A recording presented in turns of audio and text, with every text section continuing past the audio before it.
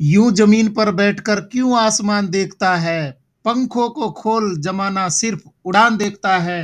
इन्हीं शब्दों के साथ में नॉलेज मंडली में आप सभी का स्वागत है। Dear friends, in this video we are going to discuss about goods and service tax means GST. Important MCQ for the post of principals, vice principals in EMRS, KVS, NVS, NCT conducted by UPSC, and also useful for accountant, inspectors, section officers, junior accountant officers, assistant, UDC, SAS and other LD, LDC exams. तो शुरू करते हैं principal vice principal भर्ती के लिए GST पर महत्वपूर्ण प्रश्न श्रृंखला 2। पहला क्वेश्चन है आज का 21st। What is the time of supply of goods liable to tax under reverse charge mechanism means reverse charge mechanism के तहत टैक्स के लिए उत्तरदायी माल की आपूर्ति का समय क्या है। हमारे ऑप्शन है A date of receipt of goods, B date on which the payment is made, C date immediately following 30 days from the date of issue of invoice by the supplier, and D earlier of A और B और C. Then what will be the answer? D earlier of A और B और सी, इनमें से कोई भी पहले होगा। Next question 22। What is date of receipt of payment?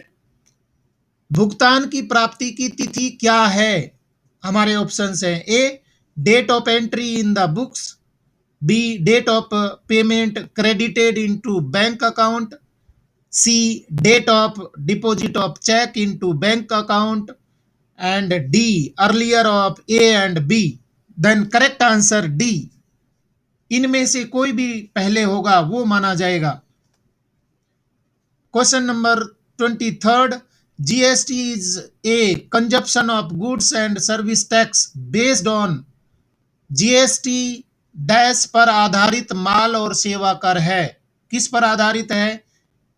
A development, B dividend, C destiny, and D destination.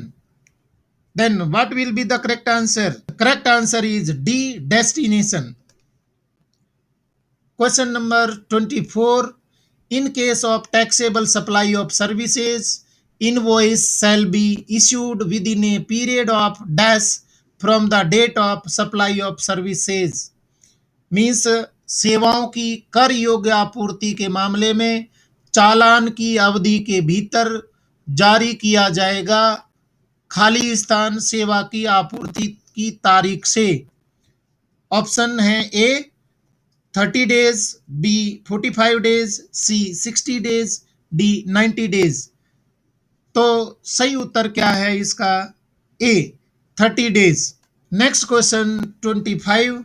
Continuous supply of services means a supply of service who provided or agreed to be provided continuously or on recurrent basis under a contract for a period exceeding dash months with periodic payment obligations and including supply of such services as the government may subject to such conditions as it may by notification specify। अर्थ है सेवाओं की निरंतर आपूर्ति का अर्थ है सेवाओं की आपूर्ति जो प्रदान की गई या सहमत हुई एक अनुबंध के तहत एक अवधि के लिए निरंतर या आवर्तक आधार पर प्रदान किया जाना डैश महीनों से अधिक आवधिक भुगतान दायित्वों के साथ और इसमें की आपूर्ति शामिल है। ऐसी सेवाओं के रूप में सरकार ऐसी शर्तों के अधीन हो सकती है जैसा कि अधिसूचना द्वारा निर्दिष्ट किया जा सकता है। तो कितने महीने के अंदर? ऑप्शन है ए 3 months, बी 4 months, सी 6 months, डी 12 months। तो सही उत्तर है इसका ए 3 months। Next question 26। What is the time of supply of service in case of reverse charge mechanism? मतलब रिवर्स चार्ज मैकेनिज्म के मामले में सेवा की आपूर्ति का समय क्या है? ऑप्शन है A, date of payment as entered in the books of account of the recipient, B, date of immediately following 60 days from the date of issue of invoice, C, date of invoice, D, earlier of A और B. तो reverse charge mechanism के मामले में सेवा की आपूर्ति का समय क्या माना गया है? सही उत्तर है इसका डी, अर्लियर, ए और बी। या तो date of payment as entered in the books of account of the recipient होगा, या date of immediately following 60 days from the date of issue of invoice. इनमें से जो भी पहले होगा वो समय माना जाएगा। Next question 27, there was increase in tax rate from 20% to 24% with effect from 1929.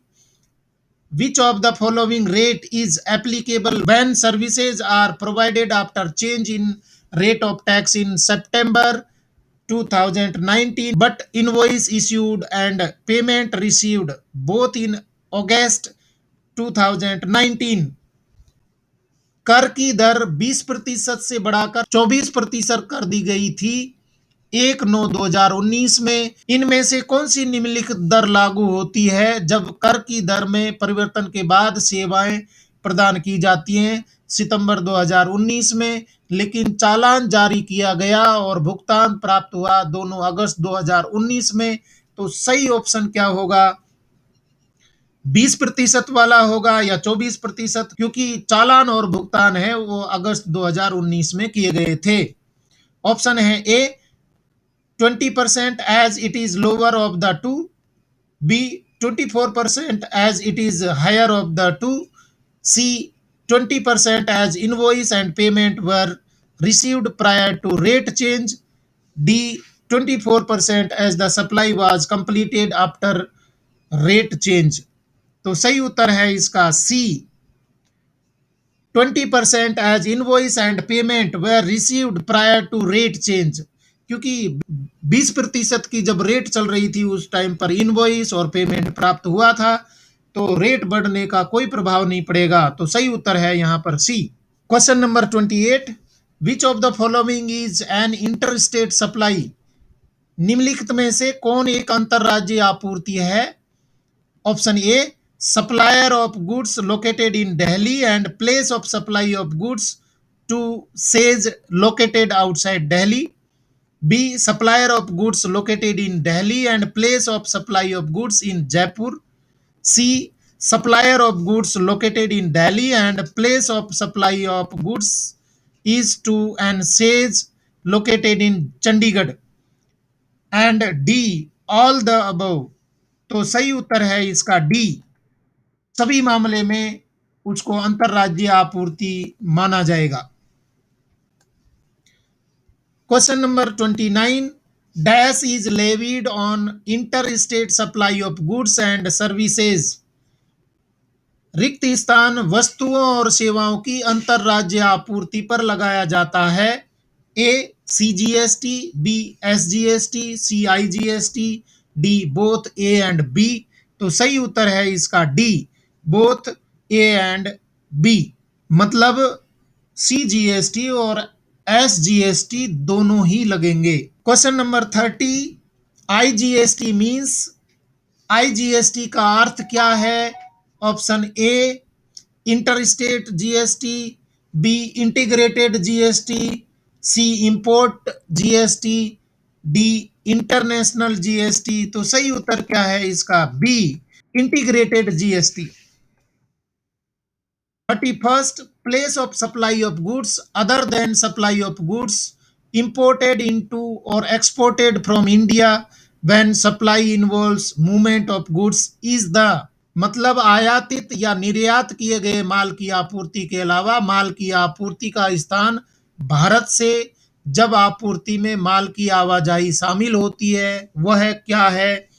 Option A, location of the goods at the time at which the movement terminates for delivery, B. Location of the goods at the time at which the movement starts from delivery. C. Location of the principal place or business of the recipient. D. Location of the principal place of business of the supplier. तो क्या माना जाएगा उसको? सही उत्तर है इसका A, location of the goods at the time at which the movement terminates for delivery. Next question 32. Where will be the place of supply when the goods are supplied on the direction of the third party? तीसरी party के निर्देश पर माल की आपूर्ति होने पर आपूर्ति का स्थान कहां होगा?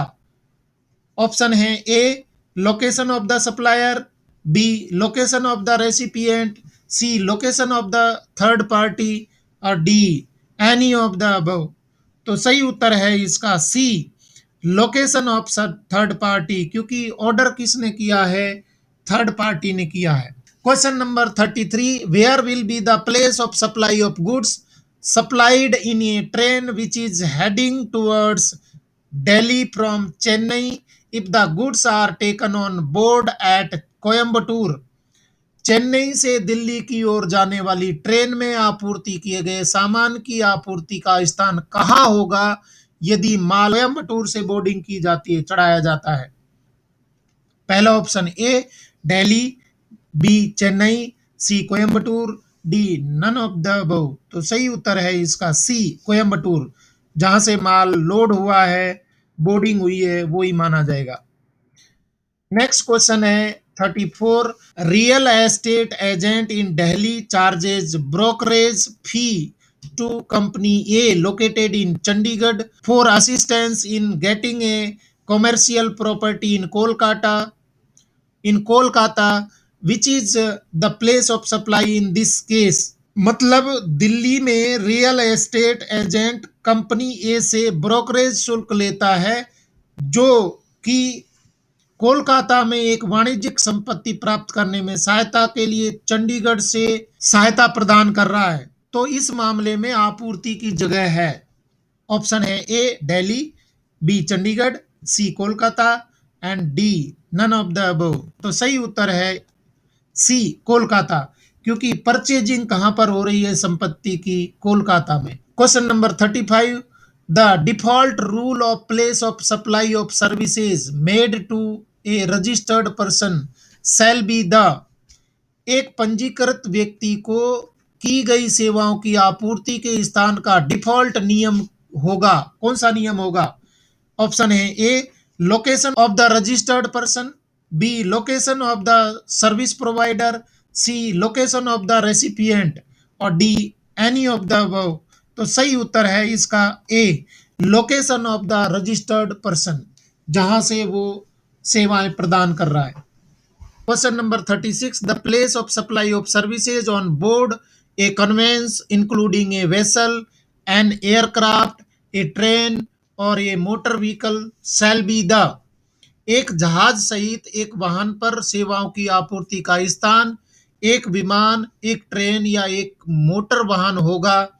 कौन होगा ये देखिए. Option A, location of the supplier of service, B, place where the passenger embarks on the conveyance for a continuous journey, C, location of the first scheduled point of departure of that conveyance for the journey, D, any of the above.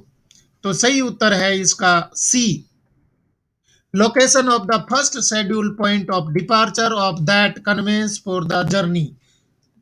जहां से शुरू की है यात्रा, departure शुरू हुआ है. Next question 37. The value of supply of goods and services shall be the.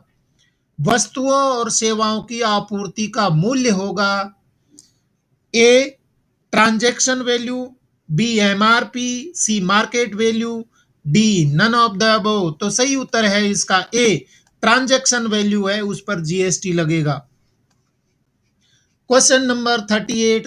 The value of supply should include. आपूर्ति के मूल्य में शामिल होना चाहिए A, any non GST taxes, duties, cesses, fees charged by supplier separately, B interest, late fee और penalty for delayed payment of any consideration for any supply of goods or services. C. Subsidies directly linked to the price except subsidies provided by the central and state government. D. All of the above. तो सही उत्तर है इसका D, सभी शामिल होंगे। The value of supply should be include, इनमें इसमें मूल्य में ये सारी चीजें शामिल होंगी। Question number 39, which of the following shall not be included in value of supply, मतलब निम्नलिखित में से किसे आपूर्ति के मूल्य में शामिल नहीं किया जाएगा। ए जीएसटी, बी इंटरेस्ट, सी लेट फी, डी कमीशन। क्या शामिल नहीं होगा आपूर्ति के मूल्य में? ए जीएसटी शामिल नहीं होगा, क्योंकि जीएसटी तो उस पे लगता है। और आज का लास्ट क्वेश्चन है, whether credit on inputs should be availed based on receipt of documents or receipt of goods। क्या दस्तावेजों की प्राप्ति के आधार पर इनपुट पर क्रेडिट लिया जाना चाहिए या चीजों की रसीद पर? तो यहां होगा option A receipt of goods, B receipt of documents, C both, और D either receipt of documents और रिसिप्ट ऑफ गुड्स। तो सही उत्तर है इसका C, both, receipt of goods या रिसिप्ट ऑफ डॉक्यूमेंट्स। तो इस तरीके से फ्रेंड्स हम ये 20 क्वेश्चंस कर चुके हैं। इसी तरीके के सर्विस रूल्स और बाकी एकेडमिक पार्ट है वो मेरे चैनल पर अवेलेबल है। अगर आप अपनी तैयारी के लिए सारे स्टडी मटेरियल चाहते हैं तो मेरे चैनल की प्लेलिस्ट पर जाइए, वहाँ पर सर्विस रूल्स, इनकम टैक्स और बहुत सारे इंपॉर्टेंट आपके काम की चीजें अवेलेबल हैं। आपको मेरा वीडियो पसंद आया है तो लाइक शेयर करें और चैनल को सब्सक्राइब जरूर करें, क्योंकि आपकी तैयारी है वो इसी चैनल पर हो पाएगी। Thank you very much.